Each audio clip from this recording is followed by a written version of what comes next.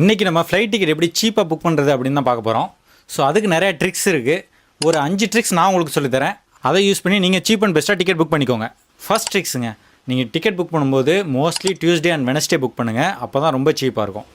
ரெண்டாவது, நீங்கள் ticket book பண்ணும்போது 6 வாரத்துக்கு முன்னாடி இல்லை கரெக்டாக 6 வாரத்தில் நீங்கள் டிக்கெட் புக் பண்ணிங்கன்னா அந்த டிக்கெட் ப்ரைஸ் வந்து ரொம்ப கம்மியாக இருக்குது, அதிக வாய்ப்பு இருக்குது.